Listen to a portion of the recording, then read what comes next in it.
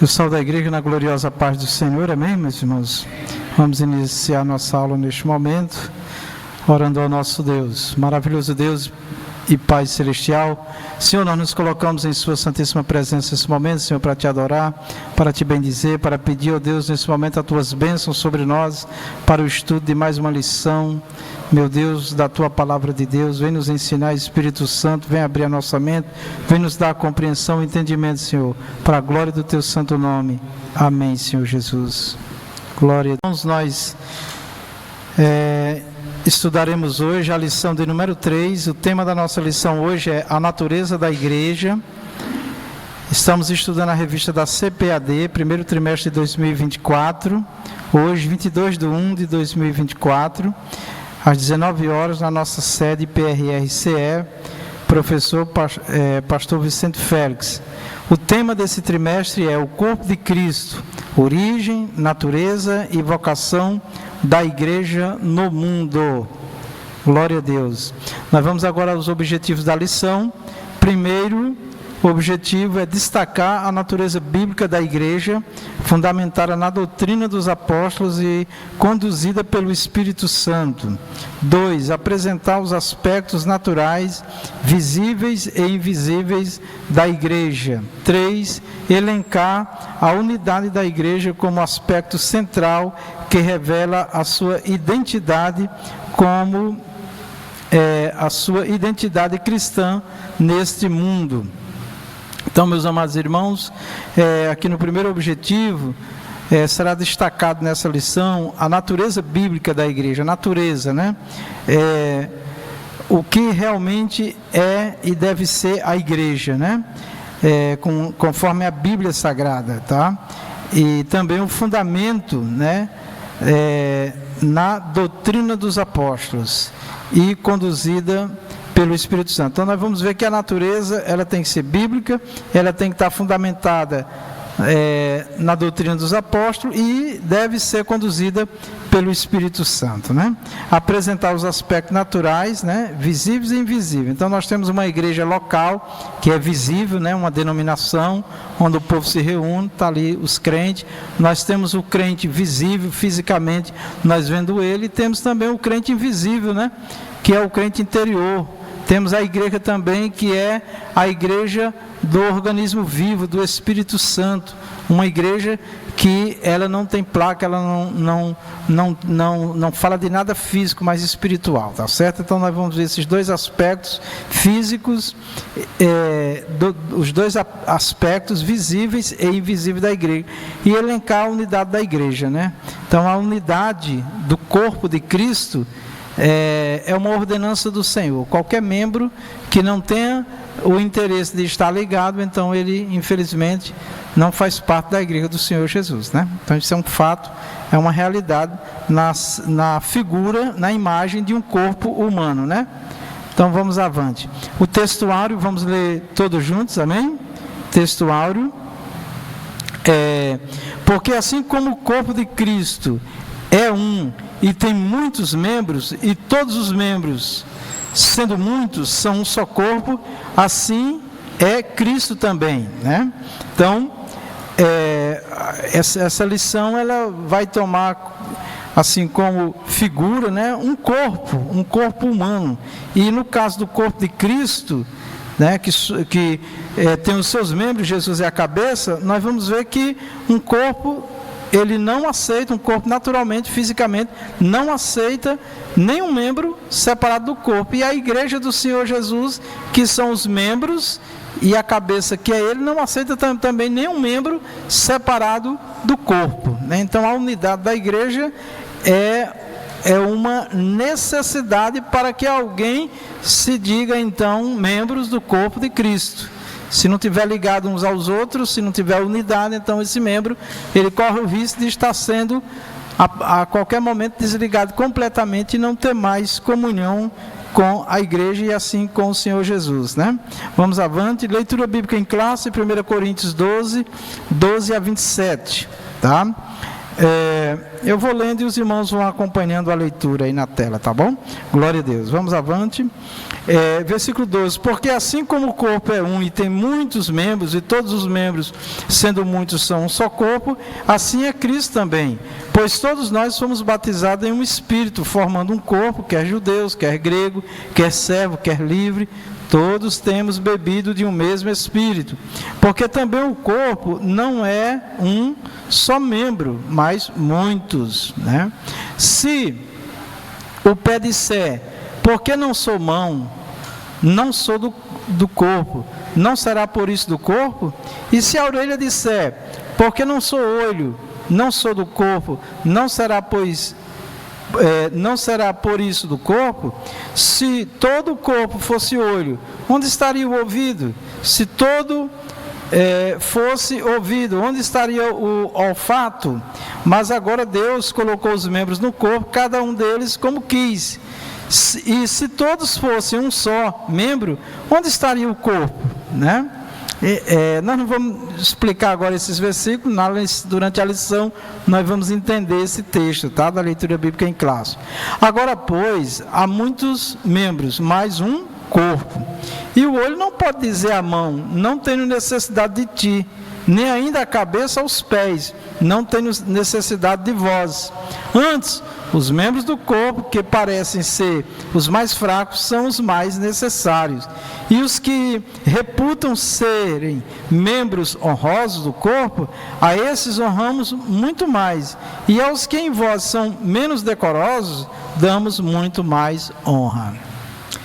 Versículo 24. Porque os que em nós são mais honestos, não têm necessidade disso, mas Deus assim formou o corpo, dando muito mais honra ao que eu tinha falta dela, para que não haja divisão no corpo, mas antes tenham os membros igual cuidado um dos outros. De maneira que se um membro padece, todos os membros padecem com ele. E se um membro é honrado, todos os membros se regozijam com ele. Ora, vós sois o corpo de Cristo e seus membros em particular. Vamos à introdução. O estudo sobre a natureza da igreja deve ser analisada. O estudo sobre a natureza da igreja deve analisar aquilo que ela é em essência. O que define uma igreja genuína cristã? O que define uma igreja genuinamente cristã? Evidentemente que há muitas características que mostram o que é uma verdadeira igreja. Contudo, para nosso propósito aqui, trataremos apenas de alguma delas, tá? Então veja como na introdução já dá uma ideia, né, do que de fato nós vamos estar falando aqui, tá? Repetindo algumas coisas, mas trazendo alguns pontos assim que nos chamam bastante atenção, tá? Então, a natureza da igreja, a essência, o que realmente ela é, né? Nós já tivemos 2 aulas, já temos ouvido bastante. O que define uma igreja genuinamente cristã, né? Aqui, ele vai falar aqui, o comentarista vai falar bastante essa palavra genuína, verdadeiramente, né? Por quê? Porque quando se fala de cristão, tá? Ou igreja cristã, são os confessos em Jesus.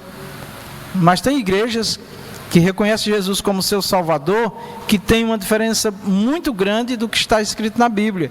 Ou essa igreja funciona bem diferente do que está escrito na Bíblia, tá? E nós vamos ver aqui, durante essa lição hoje, irmãos, os elementos que são indispensáveis para que uma igreja seja considerada genuinamente cristã, tá certo? Verdadeiramente cristã. Tá? Aqui nós estamos falando de uma igreja, não só local, que tem uma placa, tem um nome, né? Mas a igreja de Cristo. Porém, quando a gente vai para as placas, para as denominações, aí precisa se identificar se aquele grupo religioso, verdadeiramente, ele está seguindo as Escrituras, ele está seguindo a Bíblia, né? Ele está praticando culto, fazendo a obra de Deus, enfim, o que está acontecendo, se ele está seguindo a Bíblia, dando as prioridades que a palavra de Deus requer, tá certo? Vamos lá. Evidentemente que há muitas características que mostram que é uma verdadeira igreja.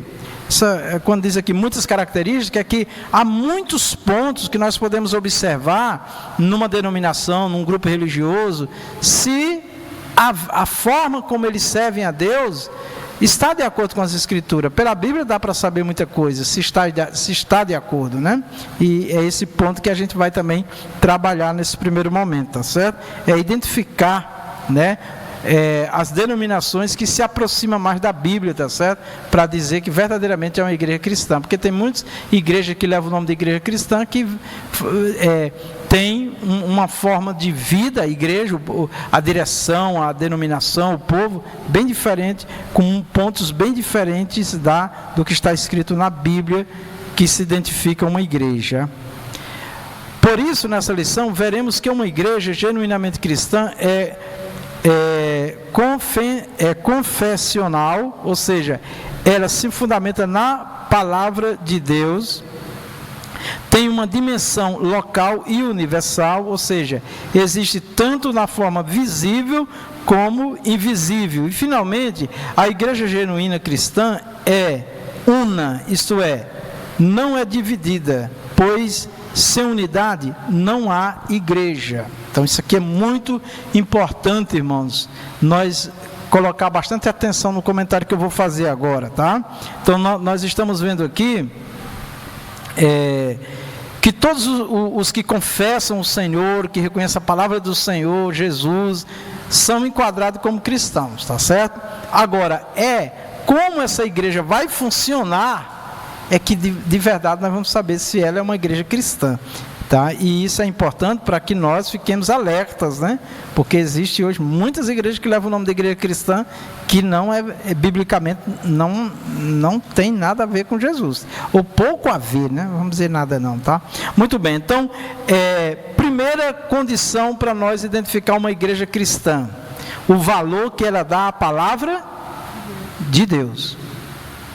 O que ela faz? Ela se preocupa com o que está escrito. E aí vai tudo, vai as doutrinas, vai o culto, o que se pratica no culto, o tempo do culto, né? Nós temos hoje igrejas que as pregações no máximo 15 minutos, quando muito 20 minutos. Tem igrejas que não tem nem perigo de uma mensagem passar de meia hora, de 40 minutos, nos dias atuais, tá? Porque diz que o povo se cansa, né? De que? Da palavra de Deus? Porque a igreja se tornou mais entretenimento. A gente fala entretenimento, aí alguém diz assim, se entreter, né? Ou uma distração ali, um ambiente de movimento, de danças, de muitas coisas, os louvores faz parte do culto, tá? Amém? Mas tem igreja que o culto quase todo é louvor. E cadê a palavra de Deus, né? Ou então, o povo se reúne, mas o povo não é ensinado na palavra de Deus a servir ao Senhor. É só uma reunião de pessoas. Vem aquelas palavras, aqueles ensinos por alto, superficial, mas as pessoas não são confrontadas, né?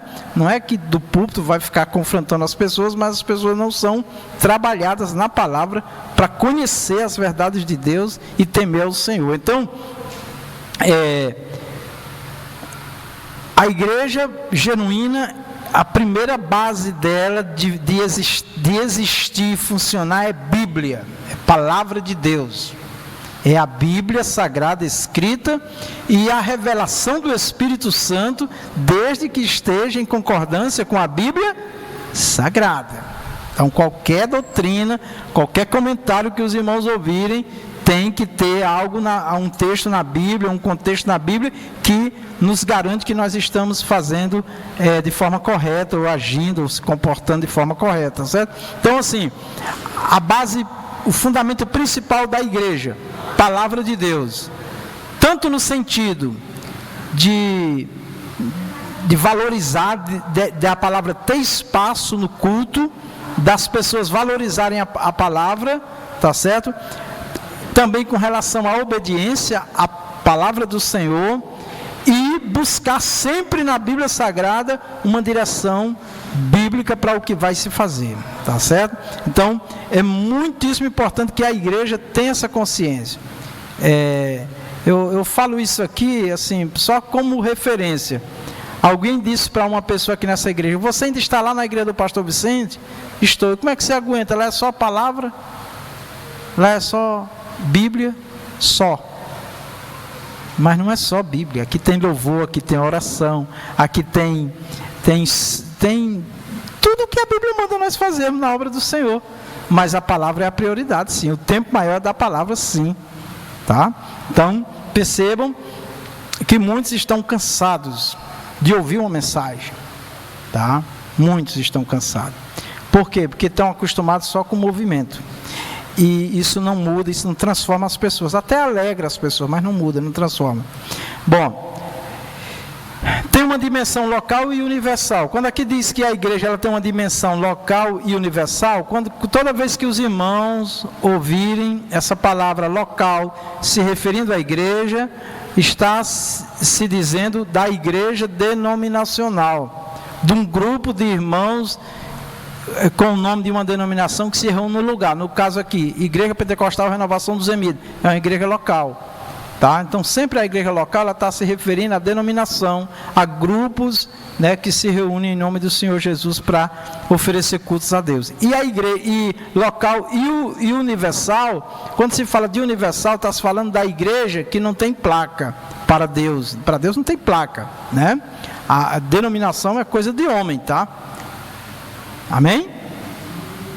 Deus não mandou ninguém colocar nome de igreja não, tá? É importante que a gente entenda isso, tá certo? Tem gente que diz que Deus deu a ele um nome, uma revelação. Isso daí, biblicamente, isso não existe, porque quando a igreja iniciou, ela não tinha nome, tá certo? Não tinha nome. Inclusive, quando os irmãos se dividiram, eu sou de Paulo, sou de Apolo, sou de Cefas, e Paulo diz assim: Cristo está dividido. Alguns disseram: eu sou de Cristo, né? E Cristo está dividido, né? Tá? Agora, a pergunta vem: e é errado, pastor, o nome, aquele grupo religioso ter o nome da igreja, ter lá Renovação dos Emidos, ou Assembleia de Deus, ou qualquer outra, é errado? Não, não é errado, porque isso daí é uma forma de se organizar na sociedade, juridicamente, tá? E Deus aprova? Aprova.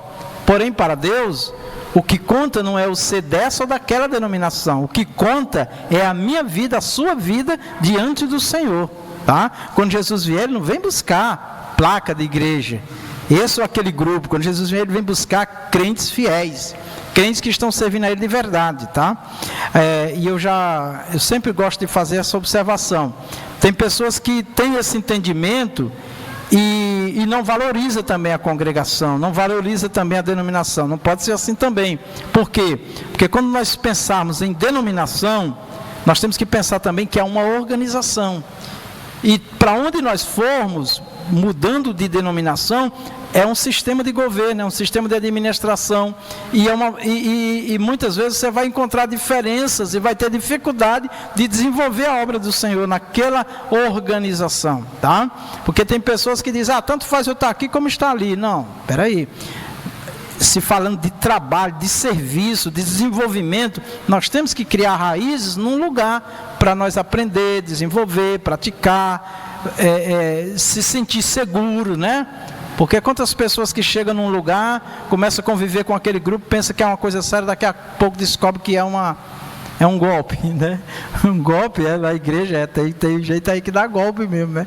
Tá certo? Jesus disse: virão muitos em meu nome e enganarão há muitos. Então, muito cuidado, porque não é porque leva o nome de uma igreja de Jesus, que é um pastor, ou missionário, ou quem for. Jesus diz dos falsos obreiros, né? E ainda Jesus disse assim, que nós conhecemos a árvore pelo fruto. Então, precisa conhecer as pessoas, tá certo? Não é porque fala de Deus, não é porque diz que é um pastor, ou diz que é um missionário, um profeta. Não, vamos conhecer a pessoa, tá certo? Isso não é julgar, isso não é condenar, isso é ter segurança de com quem nós estamos nos relacionando. Então, vamos lá. A igreja, ela é local, fala de denominação, de grupos religiosos ali, reunidos, tá certo? Que tem muitos, milhares, né? E a universal, que não tem placa, tá certo? A universal. A Assembleia Universal dos Santos na Terra, né? Glória a Deus. Essa é a igreja do Espírito, tá bom? Que forma o reino de Deus. Então isso é eu acho isso muito maravilhoso. E finalmente, a igreja genuinamente cristã é una. O que é que significa una? Tá? A definição está aí, ó. Não é dividida. pois sem unidade não há igreja. Aqui é muito importante nós também prestar bastante atenção. Eu só confesso do Senhor Jesus? Sim. Acompanhe aqui o que eu estou falando. Eu só confesso do Senhor Jesus? Eu aceitei Jesus como meu Salvador? Sim, aceitei, pronto. Eu aceitei aonde? É ali que eu vou iniciar a minha fé. É com aquele grupo que eu vou iniciar a minha fé. Para a glória de Deus, e eu não me glorio, né? E nem critico quem mudou de denominação, mas até hoje eu estou na mesma denominação, né?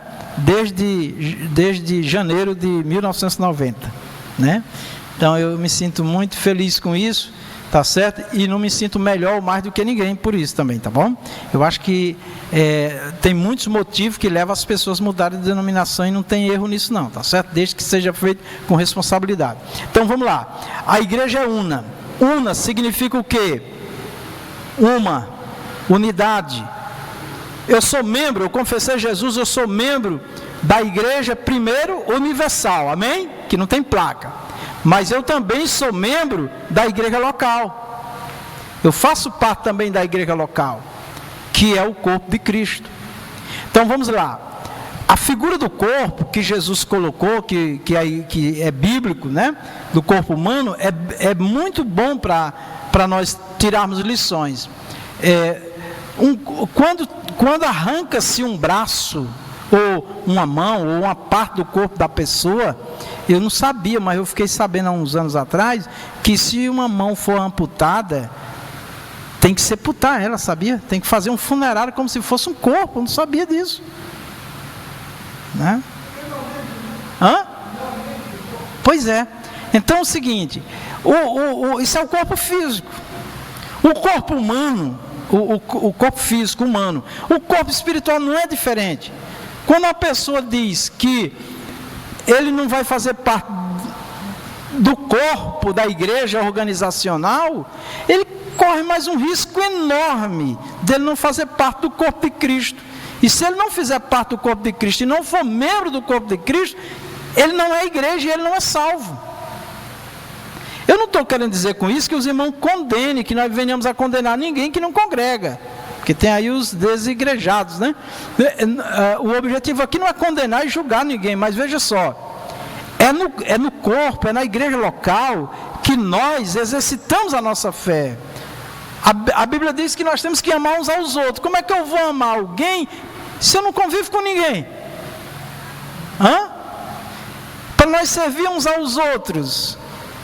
Como é que eu vou servir uns aos outros no corpo de Cristo se eu não comunico com a igreja? Então eu sou um membro, eu digo que sou um membro, mas eu estou desligado do corpo. Então, os irmãos, observa aí o que o comentarista está falando, que é muito interessante, ó. A genuína, essa palavra genuína é verdadeiro, tá? A verdadeira igreja cristã, ela é una, ela é uma só. Isso é, não é dividida, pois sem unidade não há igreja. Eu não posso dizer que sou membro do corpo de Cristo se eu não congrego, se eu não estou ligado aos meus irmãos, amém? Se eu não tenho comunhão. E o que é que o inimigo mais faz? É dividir, irmãos, não é não? É colocar um contra o outro. É um irmão não ter prazer de se reunir no templo, de fazer a obra de Deus junto com o outro, porque não gosta, porque ouviu uma coisa, porque, sabe, vai ter sempre um motivo. Não, meus irmãos. Então nós só nesse início aqui nós já estamos entendendo que a igreja ela é local. Quando fala de local, fala de quê? Vamos lá, local, denominação, grupo religioso. Universal, fala de quê? A igreja que não tem placa, ela é universal, ela é a igreja do Espírito. E a igreja una fala que a igreja é uma. O corpo tem muitos membros, tá?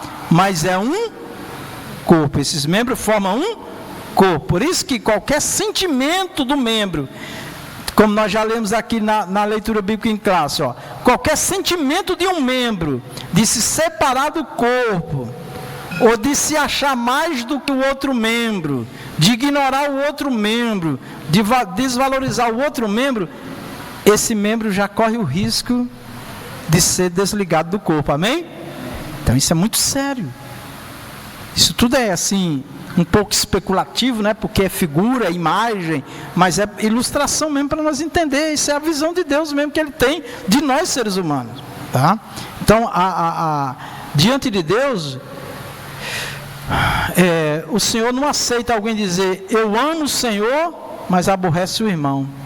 Porque a Bíblia diz que se eu disser que amo a Deus e não amo meu irmão, eu sou o quê? Mentiroso. Porque como é que eu amo a uma pessoa que eu não vejo e não amo a quem eu vejo? Tá certo? Então o amor de Deus não está em nós. Então isso é muito sério, irmãos. Esse assunto, ele tem muita importância para os dias que nós estamos vivendo, irmãos, que cada dia será pior, porque o inimigo tem pregado, tem trabalhado, o inimigo de Deus tem trabalhado para que as pessoas se autovalorizem, sejam individuais, sejam egocêntricas. O que é uma pessoa egocêntrica? É que é ela e tudo tem que girar em torno dela, ela tem que ter o controle de tudo, tá? Isso é a razão das guerras, isso é a razão de muita injustiça na terra, tá? Que o inimigo trabalha. Então, isso não pode estar dentro da igreja do Senhor, mas está, lamentavelmente. Quando a gente está falando aqui, está dentro da igreja do Senhor, nós estamos falando da igreja local, tá? Porque a igreja verdadeira, genuína de Jesus, essas coisas não têm lugar. O inimigo vem e tenta, mas nós resistimos em nome do Senhor. Amém?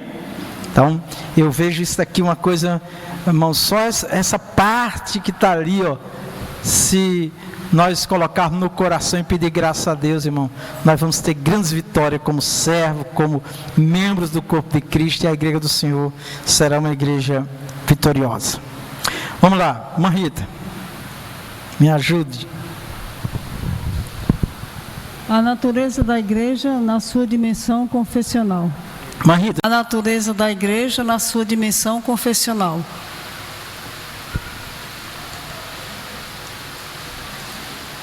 Fundamentada na palavra. Uma igreja verdadeiramente bíblica é firmada na palavra de Deus. Nesse aspecto, primeiramente, temos Cristo como a palavra encarnada, a palavra viva. No princípio era a palavra. João 1:1. No princípio era o verbo, e o verbo estava com Deus, e o verbo era Deus. João 1:1. Pronto, então, igreja, palavra de Deus. A igreja verdadeira, genuína, ela não atenderá às expectativas do Senhor, ela não cumprirá a sua missão como igreja se ela não priorizar, colocar a palavra de Deus em primeiro lugar, tá certo? Então, primeiramente, temos Cristo como a palavra encarnada, a palavra viva, tá? No princípio era a palavra, em outras versões bíblicas diz o verbo, que é palavra, que é Jesus. Jesus é a palavra de Deus, tá certo? Então, tudo existe pela palavra do Senhor, irmãos. Por isso que nós temos que pregar, temos que ensinar. Tudo que nós quisermos que Deus faça, tem que ter a palavra. Tá certo? Isso é muito importante, porque é a determinação do Senhor. Diz mais: no princípio era o verbo, e o verbo estava com Deus, e o verbo era Deus. Verbo aí é palavra, tá? Que é Jesus. Vamos lá. Se alguém quiser falar, levante a mão, comente. Jesus é a palavra que se humanizou, isto é, Deus feito homem. A igreja bíblica possui Jesus Cristo como seu fundamento. Efésios 2:20. Edificados sobre o fundamento dos apóstolos e dos profetas, de que Jesus Cristo é a principal pedra da esquina. Efésios 2:20. Uma igreja verdadeiramente bíblica é centrada em Jesus. Pronto, então, os irmãos estão vendo essa imagem aqui, né? Isso daí são tijolos, né? E tem essa pedra de esquina e tem Jesus ali. É a pedra que o encontro, né? Nos cantos, né? É onde está a sustentação de uma construção principal, nos cantos, né? Então, a igreja genuína, verdadeira de Jesus, tudo ela quer saber com base na palavra do Senhor. Bíblia Sagrada, revelação do Espírito Santo, mas sempre contextualizado na Bíblia, ou seja, sempre com base bíblica, tá certo? E a igreja do Senhor Jesus também tem que observar o fundamento dos apóstolos. Esses apóstolos aqui, ouçam bem o que eu vou dizer. Esses apóstolos são os apóstolos que viveram, que viram e conviveram com Jesus. Não são esses apóstolos que tem hoje não, tá? Porque tem apóstolos hoje, porque tem o nome de apóstolo, está inventando tudo que é a doutrina, sabe? Tem uns que são realmente mensageiros do Senhor, são homens de Deus, tá? Mas esses apóstolos aqui, o fundamento da igreja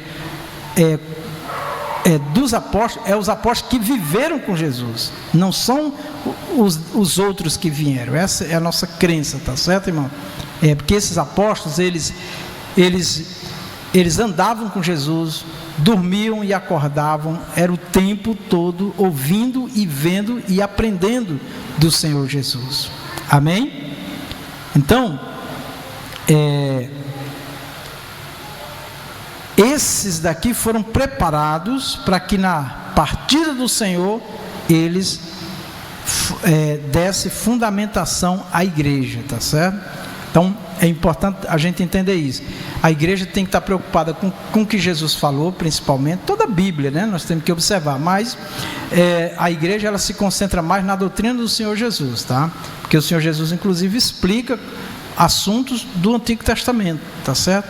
Então nós temos que centralizar, colocar nosso coração no que Jesus ensinou e os apóstolos que conviveram com Jesus, tá bom? Então uma igreja verdadeiramente bíblica é centrada em Jesus. O que é uma igreja centrada em Jesus? É que Jesus é o centro, tudo gira em torno do Senhor Jesus, as mensagens, os louvores, as orações, tudo é em torno de Jesus. Jesus disse: só quando vocês forem orar, vocês oram o Pai em meu nome e o Pai vos dará, ou vocês orem a mim mesmo. Jesus também disse assim: eu vou para o Pai, falando quando ele ia subir para o Pai, ele subiu, né? Ele disse: eu vou para o Pai e eu rogarei ao Pai, e o Pai enviará o Espírito Santo, que estará convosco. E ele disse assim: e o Espírito Santo não falará de si mesmo, mas ele vai falar de tudo que receber de mim, de Jesus. Então imagina, o Espírito Santo, que é quem opera hoje na igreja, o ministério agora é do Espírito Santo, né? Manifesto, o Espírito Santo, os três, Pai, Filho e Espírito Santo estão sempre juntos, mas quem está manifesto na igreja é o Espírito Santo, falando, revelando, ensinando, que foi o que Jesus disse. E a obra principal do Espírito Santo é glorificar a quem? A Jesus, a nenhum outro personagem da Bíblia, mas a Jesus. Por quê? Porque nenhum dos personagens da Bíblia, por mais santos que eles fossem, que eles foram, servindo a Deus, pode salvar alguém, mas só Jesus pode salvar, né? Então, mas o Espírito Santo não é Deus? Como é isso? Que ele não vai falar de si mesmo? Lembra que quando Jesus estava aqui na terra, como homem, ele disse: eu não vim para fazer a vontade do meu, para fazer a minha vontade, mas a vontade de quem? Do meu Pai que me enviou. Jesus estava falando como homem, ele estava numa missão como homem. O Espírito Santo está numa missão também, é o ministério do Espírito Santo. Tudo que ele falar, ele fala do que recebe de Jesus. Aí Jesus também diz assim: porque o Pai entregou tudo nas minhas mãos. Agora imagina, eu acho bom esse comentário aqui, irmãos, porque eu quero que os irmãos peguem esse ponto aqui, que para mim é um ponto muito importante para nós, principalmente os que pregam. Olha, como é difícil. Se Jesus está dizendo que o Espírito Santo não falaria de si mesmo, agora toque em você, vou tocar em mim, toque em você. Diga: muito menos eu posso falar de mim mesmo. É muito sério. Por isso que o crente, um pregador, os ensinadores, aqueles que ministram, têm que buscar uma intimidade muito grande com Deus. Mesmo sendo um texto bíblico, uma verdade bíblica, tem a hora que é para falar, o momento que é para falar. a forma como fala com um é diferente com o outro, porque um não suporta. Jesus disse: eu tenho muito que vos dizer, mas vocês não suportam. Então é muito sensível, é muito delicado, é muito fino, né? Finíssimo trabalhar a obra de Deus, principalmente os que pregam, os que ensinam. Nós devemos buscar a Deus para errar menos na hora de ministrar. Amém? Eu vou dizer errar menos, porque nós falhamos em algum momento, né? Tá certo? Então, uma igreja verdadeiramente bíblica é centrada em Jesus. Jesus é o centro. Olha o que João Batista disse: que ele cresce e que eu... No início da minha fé eu ouvia muitos dizerem assim: que Jesus apareça e eu desapareça. Mas nos dias atuais, às vezes a gente tem dificuldade até de encontrar Jesus. Tem uns louvores aí que você não sabe se é do mundo ou se é a Deus, porque o nome de Deus não aparece, o nome de Jesus não aparece. É Ele quem, meu amigo? Diga Jesus, louva o hino da harpa 400, Jesus, Jesus, Jesus, Jesus. Toda a mensagem da igreja, Jesus tem que ser a estrela maior, tem que ser a razão de tudo. Amém? Glória a Deus. Então, por que o pastor está assim, repetindo? Porque estão usando no nome, muitas igrejas, falsos cristãos estão usando o nome de Jesus, de igreja cristã só de fachada. O que eles querem é a glória para si mesmo, e nós nunca vamos aceitar isso nas nossas vidas. Cada um dará conta de si. Vamos lá. Em segundo lugar, uma igreja bíblica é fundamentada nas Escrituras Sagradas, a palavra inspirada. Amém. Então, olha, é muito bem colocado aqui o comentarista. Em segundo lugar, a igreja fundamentada deve estar fundamentada nas Escrituras, a palavra inspirada de Deus, tá? Porque tem muitos escritos, né? Estamos falando de Bíblia. Se não existe igreja verdadeira sem Jesus, da mesma forma não há igreja verdadeira sem fundamentação bíblica. 2 Timóteo 3,15. E que desde a tua meninice sabes as sagradas letras, que podem fazer-te sábio para a salvação, pela fé que há em Cristo Jesus. 2 Timóteo 3,15. Então veja só, Paulo foi o maior ensinador do tempo dele na igreja pelo Espírito Santo. E ele deixou esse registro a respeito de Timóteo, um jovem ainda, um registro de grande admiração e de valorização à Bíblia, às Escrituras Sagradas, às Sagradas Letras, como está escrito aqui, tá? Então, se não existe igreja verdadeira sem Jesus, da mesma forma, não há igreja verdadeira sem fundamentação bíblica. Então não adianta ter só o nome de Jesus, não adianta ter só falar, não adianta.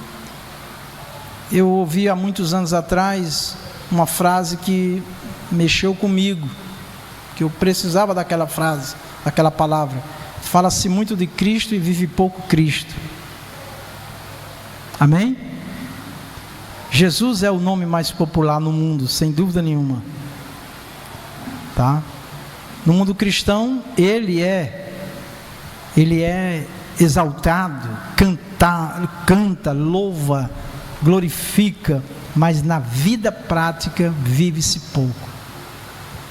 Esse é o grande dilema da vida de um cristão e de uma igreja.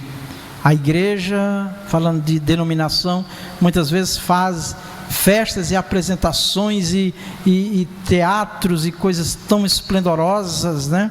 Mas quando você vai lá na essência, quando você vai na convivência, as pessoas morrem, não acreditam que aquilo é crente, que ali é uma igreja. Misericórdia, né? Bom, não quero com isso estar lançando dúvidas sobre essa ou aquela ou aquele. Eu quero que a igreja fique alerta para os falsos obreiros que Jesus alertou, né? Falsos obreiros, falsos apóstolos. Paulo alertou. A Bíblia está cheia de alertas, né? O Senhor Jesus mesmo mandou: acautelai-vos, né? E aqui Paulo disse que desde a tua meninice sabe as sagradas letras, né? Então é isso que eu e você temos que nos aplicar, é conhecer a Bíblia, o que está escrito, e procurar entender, orando, pedindo, aprendendo, ouvindo as explicações, buscando explicação. E mais uma coisa que eu vou falar, que é o que eu busquei na minha vida até hoje: procure ser orientado por um instrutor bíblico, por um professor bíblico, por um teólogo, primeiro, que teme a Deus, porque muitos aí falam muito bonito. Eu me lembro de um professor muito conhecido no Brasil, né, para fazer a obra lá, e ele disse uma coisa que me chamou a atenção numa das falas dele. Ele disse que quando ele estava no seminário, tinha professores que terminavam de dar aula e ia para a esquina beber cachaça. E quando o aluno chegava perto, ele era zombado do que ele tinha ensinado. E é de uma das faculdades mais renomadas do Brasil, hein? Que a gente não pode falar o nome, né? Então é o seguinte, ele dizia assim para o aluno: você acredita mesmo nisso mesmo aí que eu ensinei? Quer dizer, professor, teólogo. Então, tenha cuidado, meu querido, de quem nós estamos ouvindo, viu? E vá para a Bíblia e ore, peça, se aproxime de quem teme a Deus, porque os últimos dias da igreja na terra, um dos sinais da volta de Cristo mais evidente é a apostasia, é negar a fé genuína, verdadeira. Vamos lá. A heterodoxia, o desvio doutrinário e a apostasia vêm pelo distanciamento e abandono da palavra de Deus. Pronto. Heterodoxia. Ortodoxia é um ensino verdadeiro, e heterodoxia é o falso, é o contrário. Então, a ausência da palavra de Deus pregada e ensinada no temor do Senhor tem trazido um dano moral à igreja sem precedente. O dano moral, ele vai desde o corpo a tudo que é prática de negócio, de comércio, de corrupção, os escândalos envolvendo as lideranças, uma coisa terrível, terrível, né? Terrível. Então, porque a heterodoxia está tomando conta, que é o desvio doutrinário, e a apostasia, pelo distanciamento e abandono da palavra de Deus. Quando a gente fala distanciamento e abandono, meu irmão, é do ensino, é do aprendizado. É do aprendizado, é de saber o que Deus verdadeiramente está falando nas letras sagradas, nas escrituras sagradas, tá?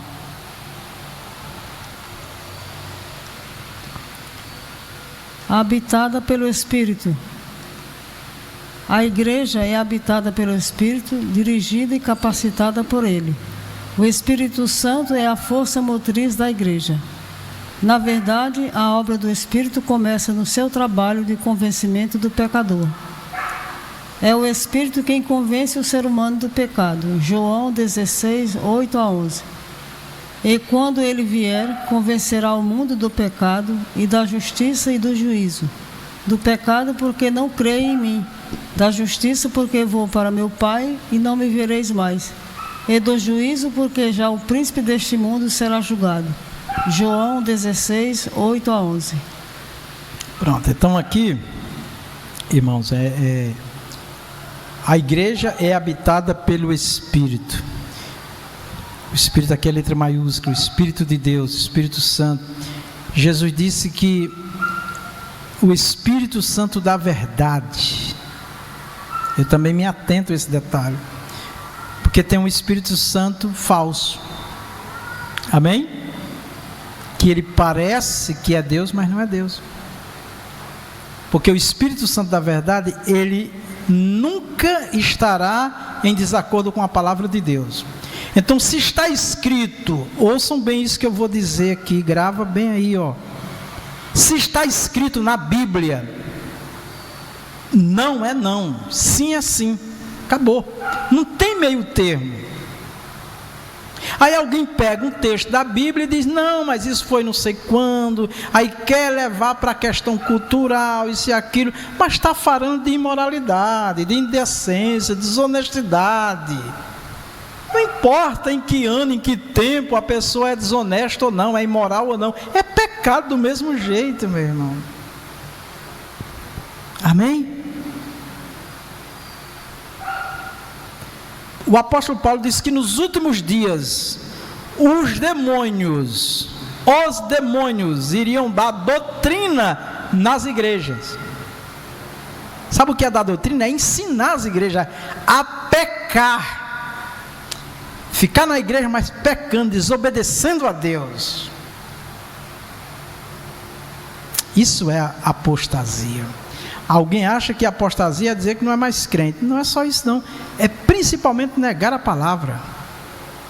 Negar a palavra é ignorar, deixar para lá. Eu me lembro do Davi Miranda, da Deus é Amor, lá em São Paulo. Ele gritava muito em rede mundial: ei, pregador mundano, carnal, está aqui, está escrito, arranca aí a página aí da tua Bíblia, ó. Pega uma tesoura e corta aí, está escrito, que não obedecia.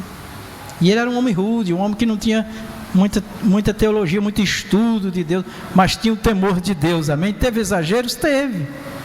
Houve exageros no passado na igreja? Houve, mas era zelo de Deus, meu irmão, amém? Então, irmãos, olha, fica ligado, viu? Igreja, quando você pensar em igreja, igreja, ó, você está me ouvindo? Ó, igreja, crente, ó, primeira coisa que você tem que pensar é Bíblia.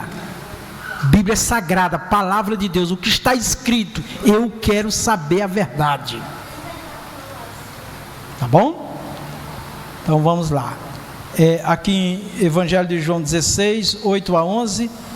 E o Espírito, o Espírito, né, o Espírito Santo, quem convence o homem do pecado. Viu, meus irmãos? Então vamos lá. Só o Espírito Santo pode revelar com profundidade Deus na vida do homem. Mas a minha missão, ouçam bem aqui, e a sua, igreja do Senhor, é dar testemunho da verdade. Amém? Vamos testemunhar das bênçãos, das vitórias, né? Das maravilhas do Senhor, né?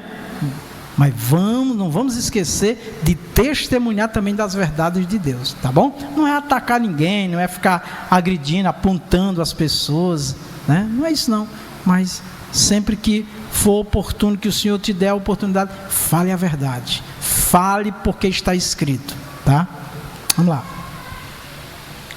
É o Espírito Santo quem produz a obra da regeneração. Quando o evangelista Lucas diz que o Senhor abriu o coração de Lídia, Atos 16, 14, aí vemos uma obra poderosa do Espírito Santo, trazendo convencimento para a salvação. E uma certa mulher chamada Lídia, vendedora de púrpura, da cidade de Tiatira, e que servia a Deus, nos ouvia. E o Senhor lhe abriu o coração para que estivesse atenta ao que Paulo dizia. Atos 16, 14. Quem foi que abriu o coração dela? Mas precisou de alguém pregar? Precisou. Quer ver alguém se converter? Pregue a verdade, pregue a palavra de Deus. Quer ver alguém abençoado? Pregue as bênçãos do Senhor. Amém?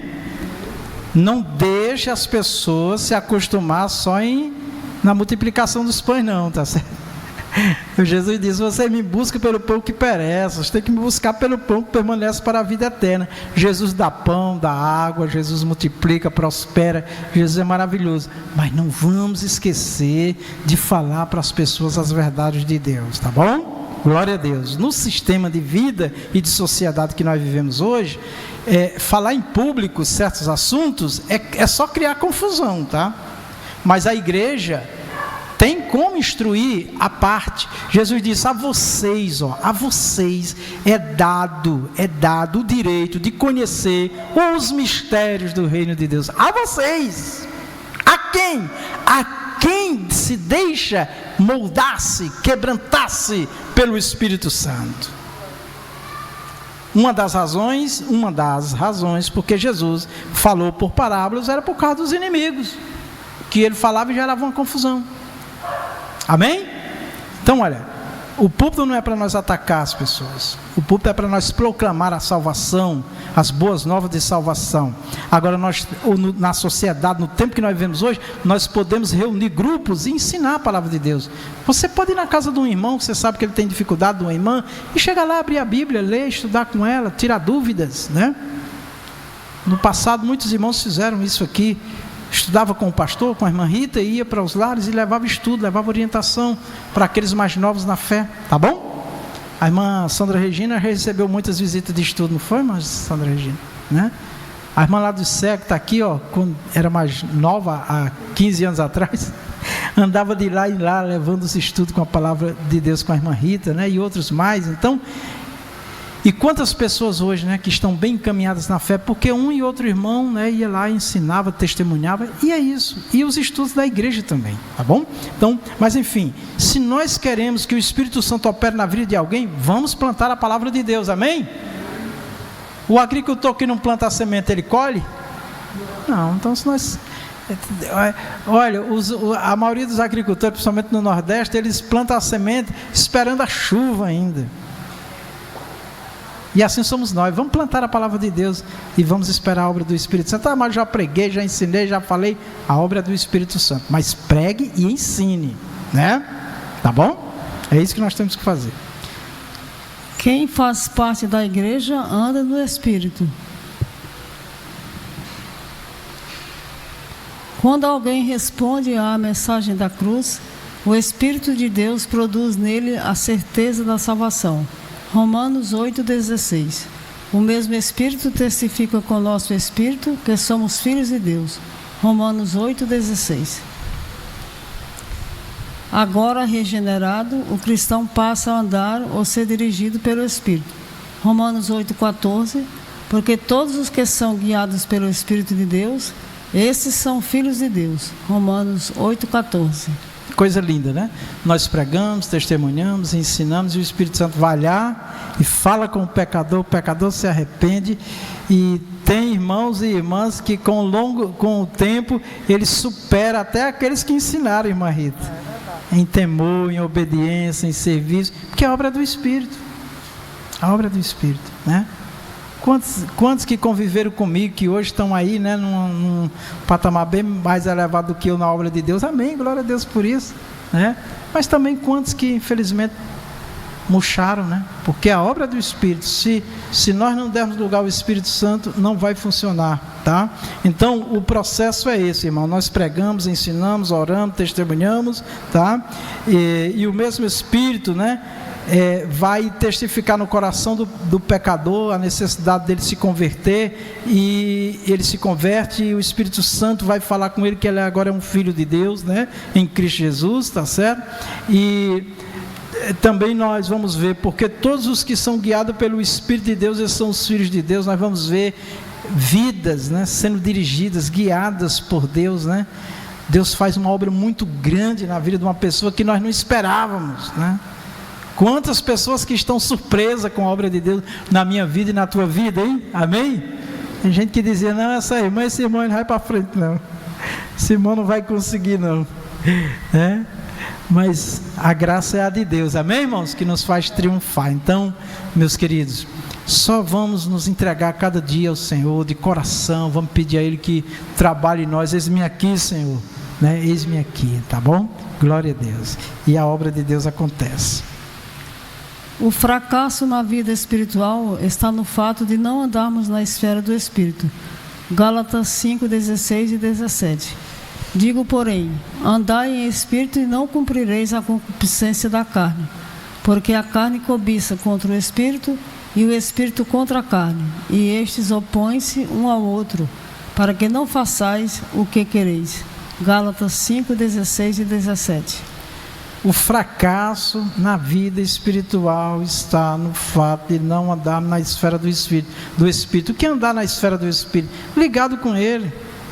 Hoje um irmão testemunhava de uma obra com mais de 40 pessoas ali numa congregação, que fechou por um escândalo muito grande daquele pastor, né? Aquele pastor era um viciado em drogas antes, né? Se converteu, Deus fez uma obra muito grande na vida dele, mas aí quando se achou que estava, né, o inimigo deu uma rasteira e ele caiu de novo, e a igreja debandou todo mundo. E aquele irmão dizendo: como é que pode, pastor? Eu digo: meu irmão, a Bíblia diz que aquele que está em pé, cuidado para não cair. Nós temos que estar alertas. Quando o inimigo nos atacar, nós temos que correr para os pés de Jesus, pedir misericórdia, chorar, nos humilhar. O problema é que muitas pessoas ficam enganando a si mesmo, se enganando. O inimigo está ali, né? E ele não pede ajuda, ele está sempre se apresentando como, né, uma pessoa capaz, quando não é mais capaz. Tá? Então o caminho da humilhação para vencer o inimigo, humilhar-se diante de Deus, está lá escrito: humilhai-vos debaixo da potente mão de Deus, e a seu tempo Ele vos exaltará. Então, meus irmãos, certa vez eu manifestei uma situação que eu estava vivendo, e uma pessoa: mas o senhor é pastor? Eu digo: eu sou pastor, mas eu sou um ser humano, eu preciso de ajuda, não está fácil, né? Mas a pessoa não aceitava aquilo dali.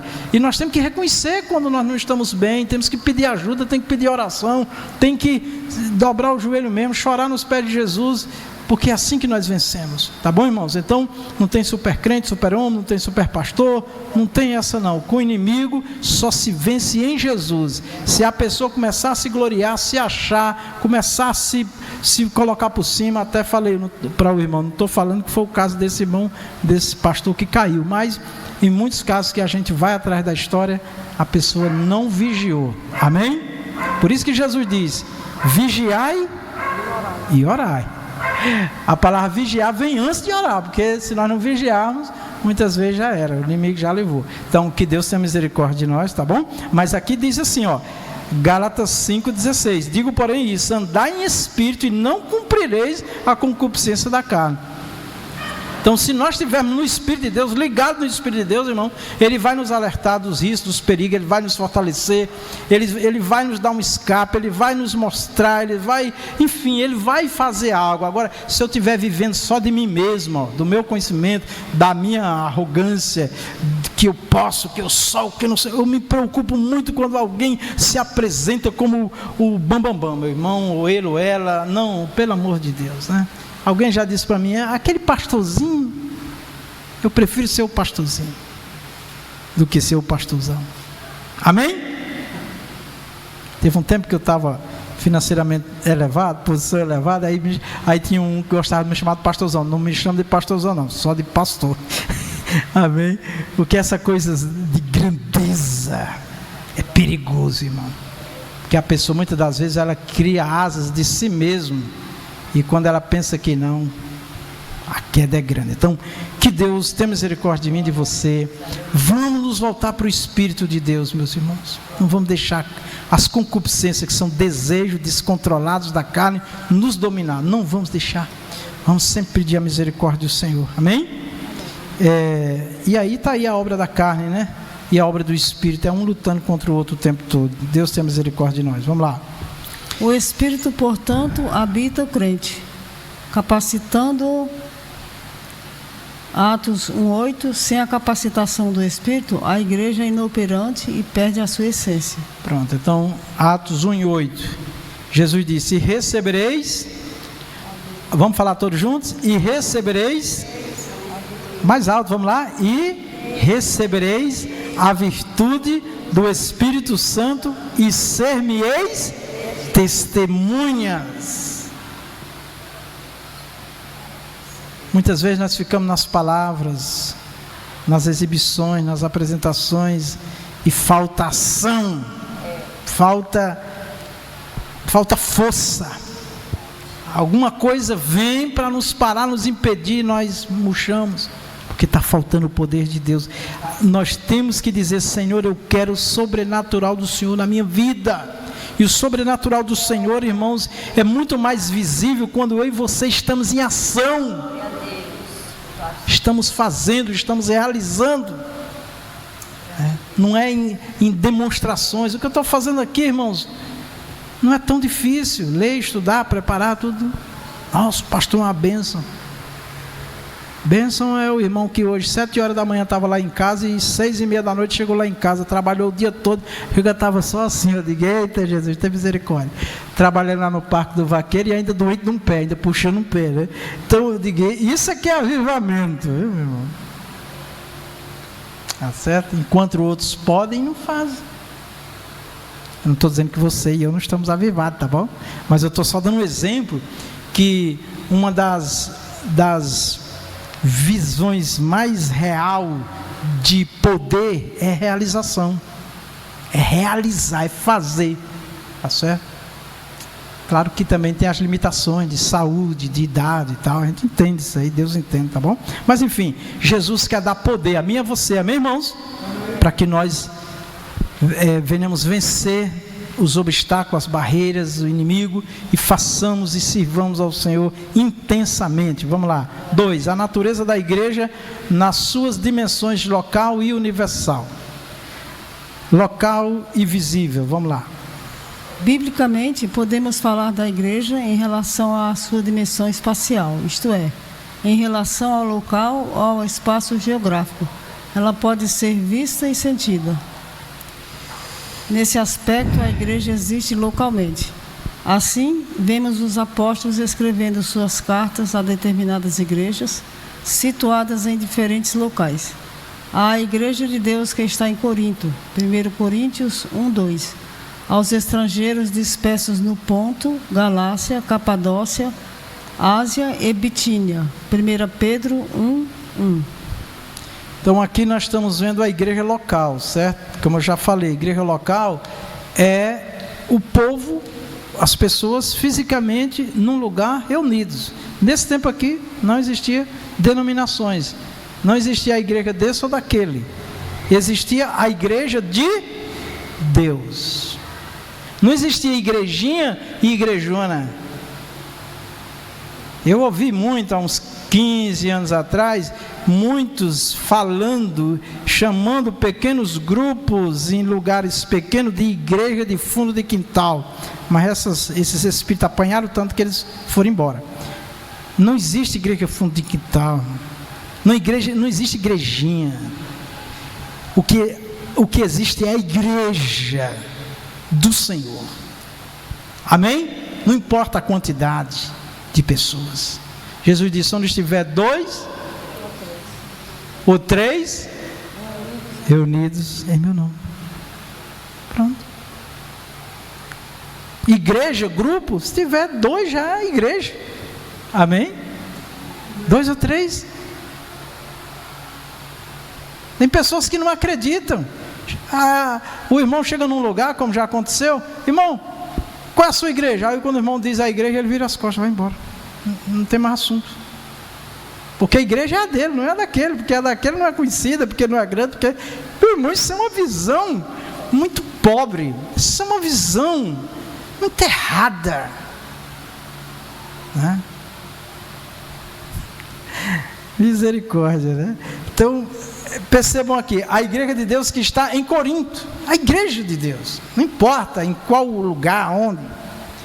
Aos estrangeiros dispersos no Ponto, Galácia, Capadócia, Ásia e Bitínia, não importa onde é o lugar, a cidade, não importa onde estiver o povo de Deus, ali é a igreja do Senhor reunida, é o povo de Deus reunido, e nós devemos todo o respeito. Uma pessoa foi visitar lá no Parque do Vaqueiro há uns anos atrás e disse, o pastor não tem juízo não de construir uma igreja aqui só tem mato. Aí ficou criticando e disse assim, esse pastor não tem visão não. Aí o irmão disse, tem, irmão, é porque o povo está depois dos matos. Amém? O povo está depois dos matos. Porque as pessoas só acreditam em obras, né, onde tem muita gente, que eles podem, né? O irmão foi pregar lá no Parque do Vaqueiro, que é de um ministério muito grande aqui de Fortaleza, né? E aí eu quero conhecer. Pô, vai lá pregar e eu não vou poder ir com você hoje. Ele foi com os irmãos pregar no Parque do Vaqueiro. Quando ele voltou, ainda era no pezinho, debaixo do pé de cajueira ainda, né? Não tinha nada lá. Aí quando ele voltou, eu disse, o que foi que você achou da igreja? Ele disse, a melhor igreja que eu já preguei. Aí eu disse assim, mas como é que você explica isso aí? Ele disse, porque lá não tem lugar para a glória humana, lá não tem lugar para a glória do pregador, tá certo? E as pessoas não têm nem interesse, irmão. Agora você vê um lugar superlotado, aí, meu amigo, é uma guerra, é uma disputa. Quem vai pregar, quem vai cantar. É uma visão muito distorcida de igreja. E o grande objetivo hoje é você saber que cada um de nós temos grande importância para Deus, e tudo que eu e você fazemos para o Senhor tem grande valor aos olhos do Senhor. Aleluia. Ainda que para muitos não signifique nada, porque a igreja não é o que muitos pensam, amém? A igreja são vidas, antes de tudo são pessoas. As comunidades, elas existem para Jesus ser conhecido, para Jesus ser glorificado, para vidas serem salvas e libertas. Na grande crise que nós passamos no Ceará aqui, eu disse para o meu pastor lá em São Paulo, pastor, eu não sei o que vai sobrar. Ele disse, se ficar o senhor e a irmã Rita, ainda tem a igreja Renovação dos Emidos aí. Isso foi mesmo que me pegar assim nos braços e dar um voo comigo. Eu digo, agora vai. Amém? Mesmo os pedaços, mas vai, Jesus, me ajuda, nos ajuda. E o Senhor fez grandes coisas. Obrigado, Jesus. Vamos lá. Pastor, só lembrando que no Palmeirinho, quando a igreja dividiu, sim, teve mais de semanas que eu e outra pessoa fazíamos culto. E o último culto fui eu e a diaconisa da linda saudosa lembrança. E o terceiro crente foi um senhor que vinha brigando com o outro com a foice na mão, quebrando tudo, querendo matar todo mundo. Acabou a igreja, eu e a Madalena correndo para trás da parede, porque ninguém ia morrer, né? Graças a Deus que tinha um buraco atrás, ele foi-se embora. Até hoje eu não vi esse homem. Louvado seja Deus, né? Verdade. Ali no Palmeirinho nós passamos um bocado de experiência desagradável. Camarada, uma vez eu estava pregando, entrou lá também com a roçadeira na mão lá, entendeu? Mas ainda bem que ele, antes do púlpito, ele entrou pelo corredor e sumiu. Então, e interessante, lá em Palmeirinho também, quando a crise chegou lá em Palmeirinho, a irmã Rita foi, a obra parou por uns dias, e a irmã Rita foi de casa em casa para reabrir a igreja. Aí a irmã Rita chegava numa casa, aí a pessoa, oi irmã Rita, estou tão triste, a igreja acabou não, estou eu aqui, mãe, eu vim para dizer que vai ter culto hoje. Ninguém vence Deus, amém, irmãos? Se Deus estiver na minha vida e na tua vida, você e eu somos vencedores. A igreja é vencedora. Pode ler, irmã Rita. Nesses textos, vemos as escrituras se referindo à eclésia, à comunidade de crentes, situada em diferentes locais. Amém, é muito bonito. Eclésia, tirados para fora. Quem é a igreja? Os que foram tirados do mundo para servir ao Senhor. Tá bom? As particularidades das igrejas locais. Pelo teor das cartas neotestamentárias, observamos que essas igrejas locais possuíam suas particularidades. Os problemas encontrados em uma não eram necessariamente os mesmos da outra. Filipenses 4, 2, 3, 2 Tessalonicenses 3, 11 e 12, de igual modo as virtudes.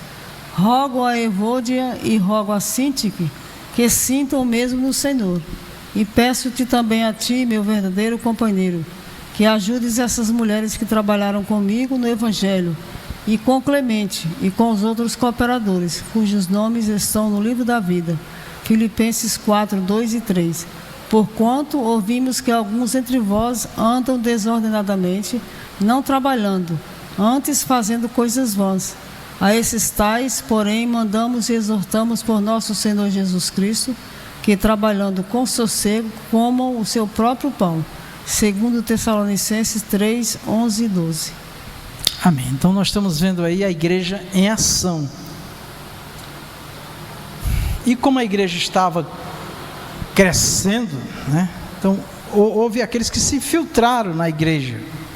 Tá certo? Então a igreja sempre será assim, terá os fiéis, os que trabalham por amor de Deus na vida deles, né? Os que servem ao Senhor de verdade, e tem aqueles que são aventureiros, são aqueles que se aproveitam da obra, né? E aqui nós temos em 2 Tessalonicenses, Paulo dizendo: portanto, ouvimos que alguns dentre vós andam desordenadamente, não trabalhando, andam fazendo coisas vãs. A esses tais, porém, mandamos e exortamos por nosso Senhor Jesus Cristo, que, trabalhando com sossego, comam do seu próprio pão. O Senhor diz assim, que digno é o obreiro do seu salário. Aqueles que se dedicam à obra, eles são dignos de serem assistidos pela obra do Senhor. Certo?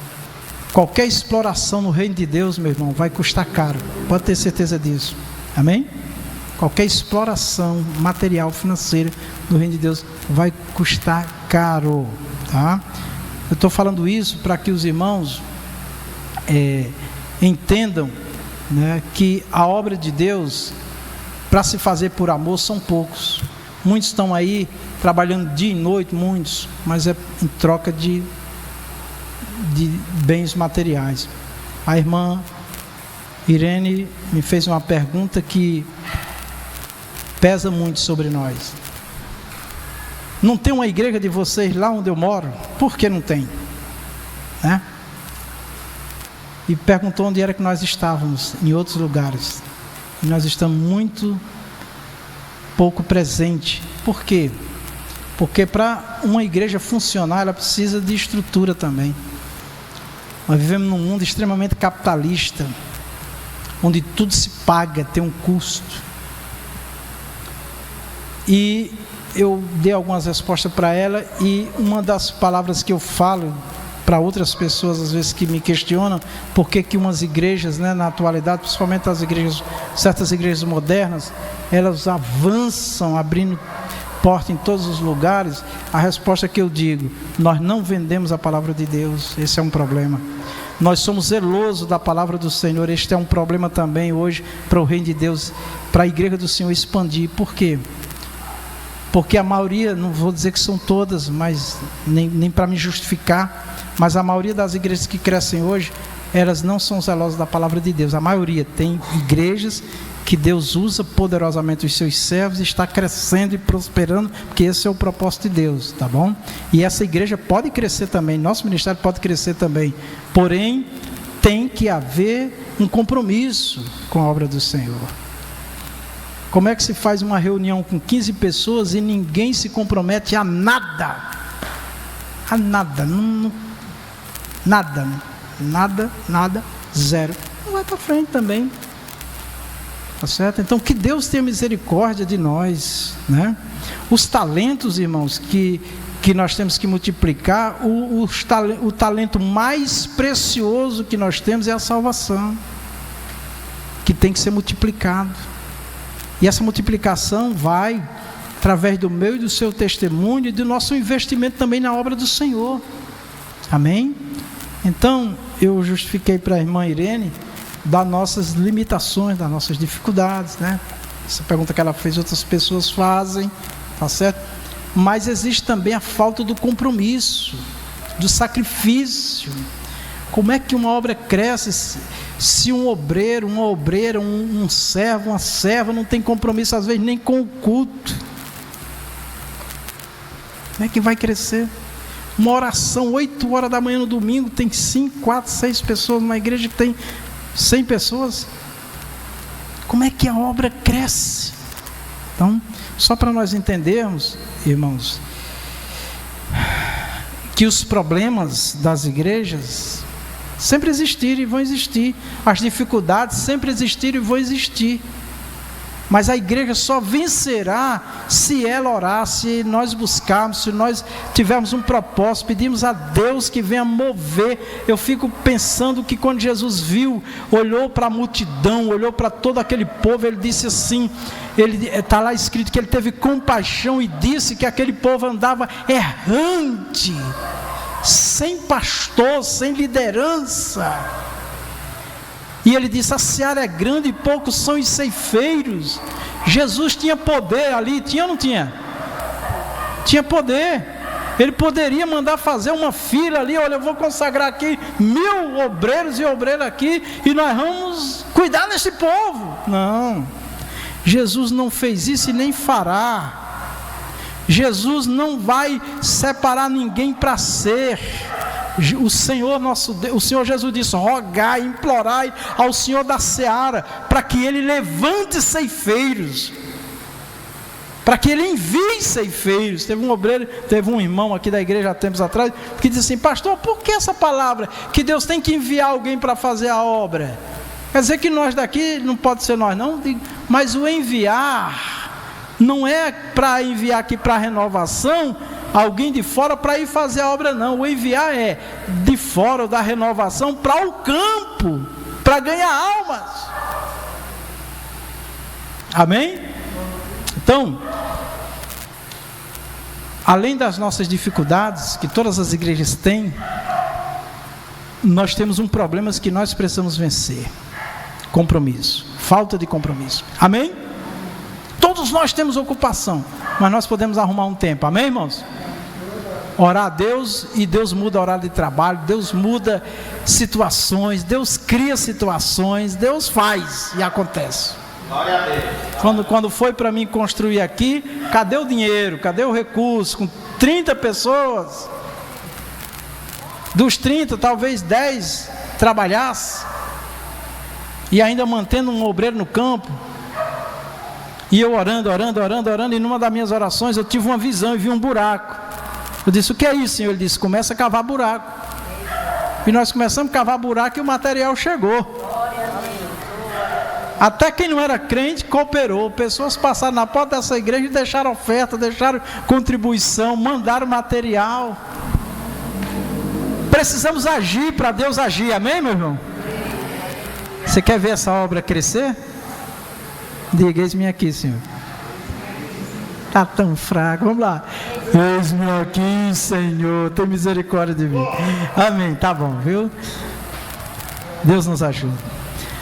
Por outro lado, embora estivessem todas sob a supervisão apostólica, observamos que eram autônomas uma em relação às outras. Assim, possuíam sua dinâmica própria. Um método que funciona em determinada igreja pode ser inadequado em outra. Amém. Aqui tem um ponto que eu acho importante. Aqui o comentarista ele quer dizer o seguinte para nós, meus irmãos: que o exemplo daquelas igrejas é que elas eram autônomas. Em que sentido? Não tinha a organização que tem hoje, né? A estrutura governamental que tem hoje dentro das igrejas, dentro das denominações. As comunidades ali, eles oravam e Deus dirigia e acontecia. E eles faziam a obra, tá? Eles eram autônomos, eles eram dinâmicos, mas havia, historicamente, conta-se que havia uma honra e um respeito muito grande aos apóstolos, né? Então sempre criou-se essa hierarquia de honras, de respeito, porque é bíblico, né? Bom, e a lição que fica para nós aqui, meus irmãos, é que eu quero que vocês gravem isso daqui, porque enquanto eu lia, eu pensava, eu senti isso da parte de Deus. Olha, não adianta a gente querer ficar imitando os outros. Aquela igreja ali cresceu porque ele fez isso, ele fez aquilo, tem isso, tem aquilo. Não, vamos orar a Deus. Senhor, o que é que eu posso fazer para a tua obra crescer aqui nessa comunidade, no nosso grupo aqui? O que é que eu posso fazer? E começar a fazer as pequenas coisas. Porque o problema às vezes nosso é querer fazer coisas grandes, né? Querer uma coisa gigantesca. Aí tem uma congregação no Parque do Vaqueiro que não tem um pregador para ir lá. Aí domingo não teve um pregador para ir para o Itambé. Certo? Então é assim. Nós temos uma igreja no Siqueira que está parada porque não tem quem cuide da obra. Então nós já temos aí obras, né, para serem ativadas. Não precisa criar mais nada. Tem que partir, né, daí. Tá bom? Então ore a Deus aí, viu? Tá bom?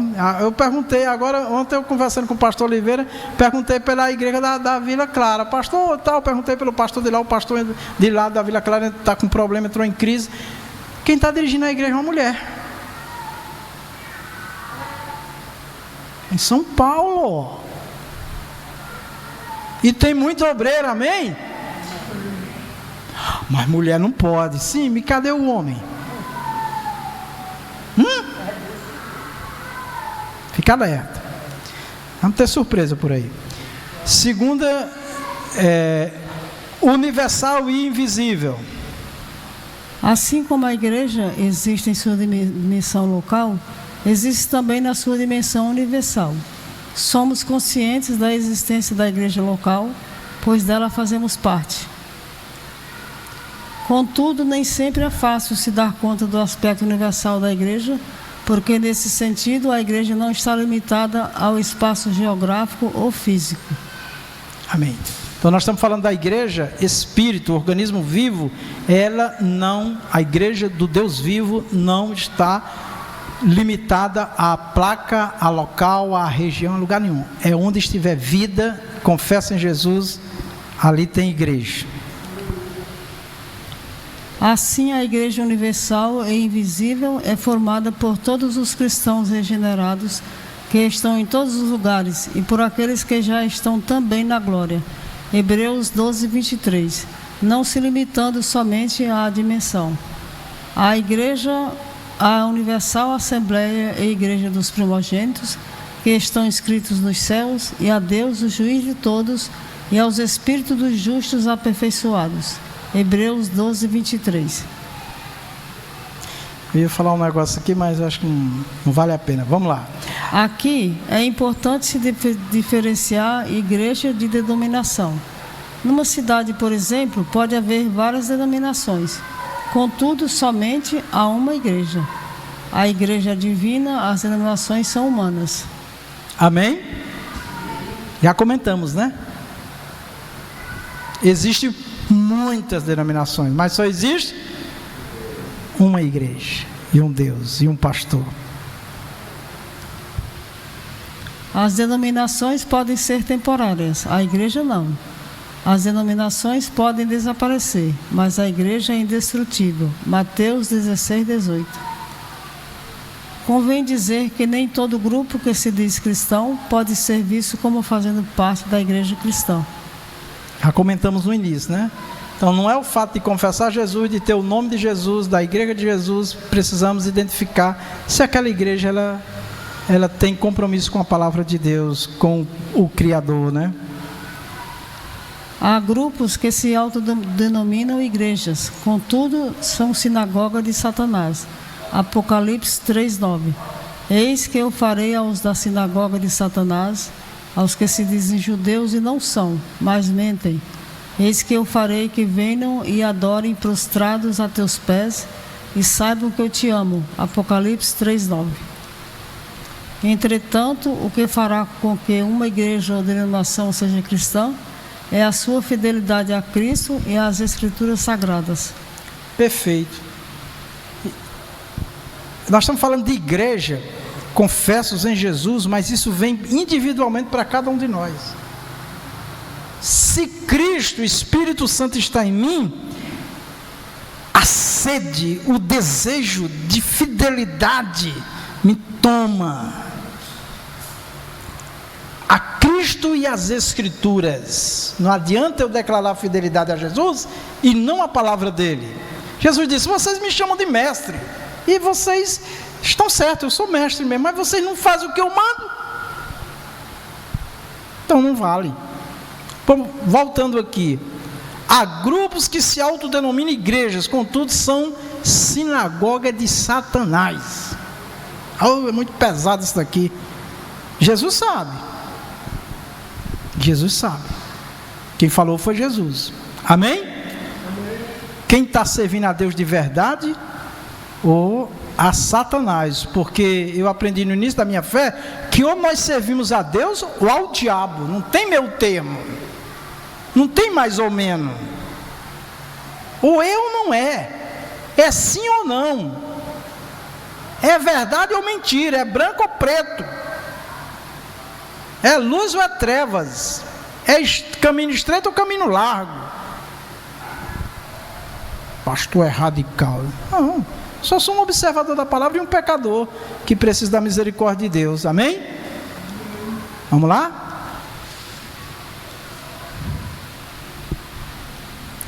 A igreja na sua dimensão comunitária. A igreja é una. Isso significa que a igreja é indivisível. Na analogia onde compara a igreja ao corpo humano, Paulo deixa bem claro que uma igreja verdadeiramente cristã é unida porque não pode haver divisão no corpo. 1 Coríntios 12:12. Porque assim como o corpo é um e tem muitos membros, e todos os membros, sendo muitos, são um só corpo, assim é Cristo também. Jesus disse que um reino dividido não subsistirá. Mateus 12:25. Esse princípio se aplica à igreja também. Amém. A igreja, eu quero que vocês ouçam bem o que eu vou dizer aqui, ó. A igreja, ela é indivisível. Quando o espírito da divisão está no coração de um crente, ele não é mais parte da igreja de Jesus. Porque a igreja de Jesus não se divide.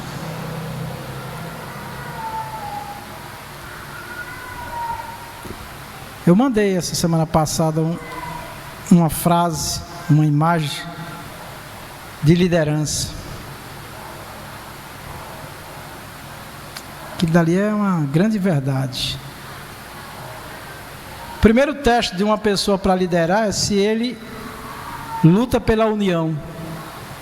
Qualquer sentimento de divisão, de separação, de individualismo já não serve.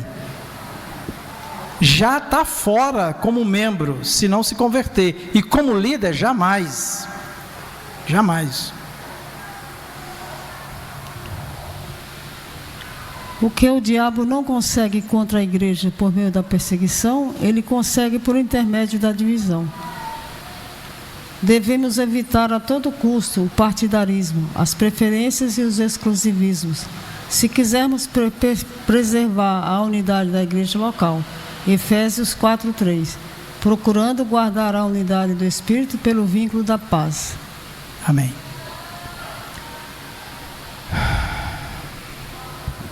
Então aqui está bem claro, o diabo não consegue contra a igreja por meio da perseguição, de uma forma, ele consegue de outra. E a maior perseguição da igreja não é de fora, é de dentro. O inimigo está dentro, trabalhando dentro, no arraial do Senhor, colocando um contra o outro.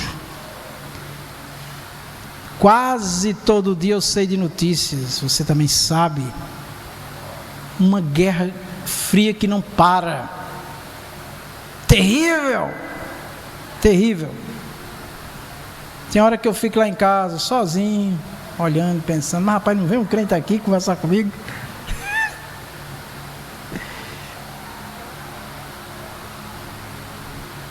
Será que eu sou tão ruim assim, né?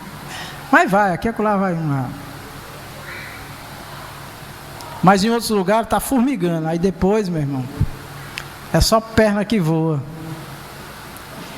Por quê? Porque infelizmente, irmãos, muitos dos ajuntamentos é só fermento. Teve uma irmã aqui dessa igreja que uma outra pediu para fazer uma campanha na casa dela de oração, que Deus tinha mostrado, tinha revelado. Amém, irmã, de Deus, vem. Fez a primeira, foi uma bênção, na segunda foi falar mal do pastor, ela disse, a campanha termina hoje. Pode ir para casa, irmão.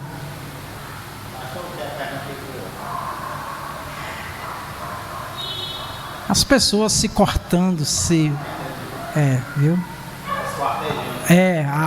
Paulo diz assim, a palavra do Senhor diz, não devoreis uns aos outros. Tem crente que é igual leão, né, irmão? Chega, o bicho fica feio mesmo, né? A gente tem visto cada coisa terrível no meio do povo de Deus, que tem gente que nem imagina. Misericórdia. Então, em nome de Jesus, meus queridos, vamos pedir graça a Deus, para que o inimigo não ache lugar no nosso meio, tá bom? Não ache lugar no nosso meio, que a paz, essa paz aqui, ó,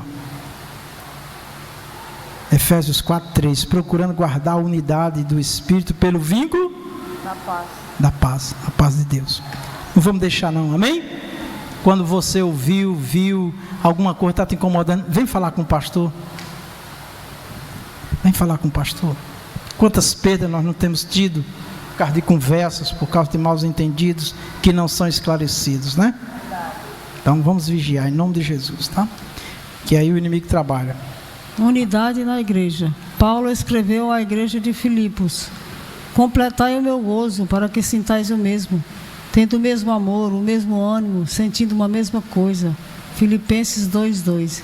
Esse texto mostra o anseio do apóstolo pela unidade da igreja, que como corpo de Cristo em sua forma coletiva, deve zelar pela unidade e da mesma forma cada crente deve buscar isso. Amém. Completai o meu gozo para que sintais o mesmo, tendo o mesmo amor, o mesmo ânimo, sentindo uma mesma coisa. Quer dizer que tinha até amores diferentes, né? Porque tem gente que ama um e odeia o outro. E ama. Eu não entendo isso, né? Quer dizer, eu não entendo por que é assim, mas eu sei por que é. Então, sintais a mesma coisa. Por que Paulo estava falando isso daqui? Porque já existia no tempo dele e sempre existiu, meu irmão, minha irmã. O inimigo sempre trabalhou para destruir os seres humanos em família, em sociedade, em trabalho e na igreja também. E nós temos que resistir em nome de Jesus. Diversidade na unidade. Isso reverbera o anseio de Jesus pela unidade dos seus discípulos. João 17. Ali há o que os teólogos chamam de unidade de essência. Sabe o que é unidade de essência? De verdade, um sentimento puro, real. Você pega uma essência de uma planta, você pode até botar em um vasilhame diferente, mas o cheiro diz que o que está ali não é o que está no rótulo.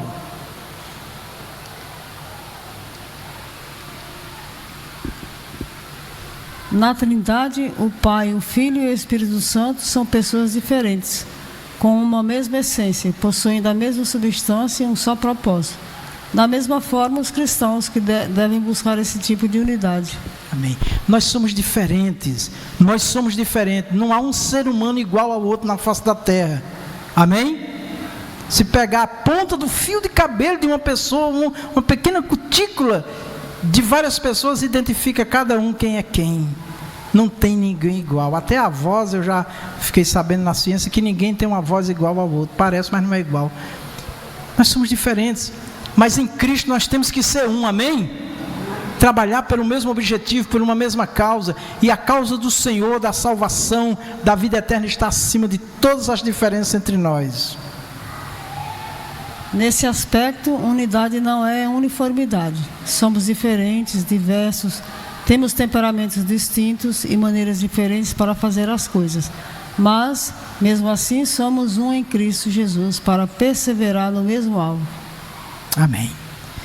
Quantas culturas diferentes, quantas famílias diferentes, regiões diferentes, países diferentes, mas quando o Espírito de Deus está ali nos corações, parece que é uma...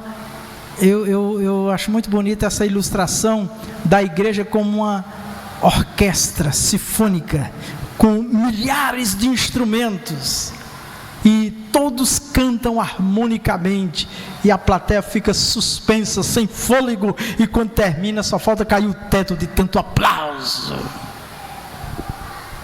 porque ali tem um maestro. Quem é o maestro da igreja? Espírito Santo.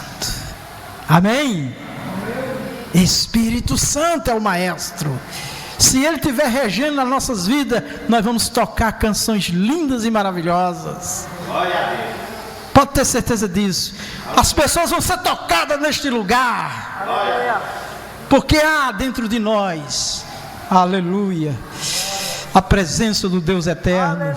Aleluia. Nós vamos ver um pecador se levantar, chorando e aceitar Jesus. Xaramanai, alabaste, canta lá, xaramás. Conclusão. Vamos ler todos juntos. Chegamos ao final de mais uma lição bíblica, a qual aborda a natureza da igreja. Vimos que é possível nos referirmos a uma igreja como sendo cristã, se determinadas marcas ou características não estão presentes nela. Destacamos aqui que a igreja local deve estar fundamentada na palavra e habitada pelo Espírito Santo. A igreja também existe, tanto local como universal. Universalmente. Não está limitada nem pelo tempo, nem pelo espaço. Ela existe para a eternidade. Ela existe para a eternidade. A igreja de Jesus. Tá bom? As palmas engrandecem o Rei Jesus. Nossa irmã Vera com a palavra. Saúde a igreja com a paz do Senhor Jesus. Amém. Vamos à apresentação das classes, né? A primeira classe é a classe Soldadinhos de Cristo.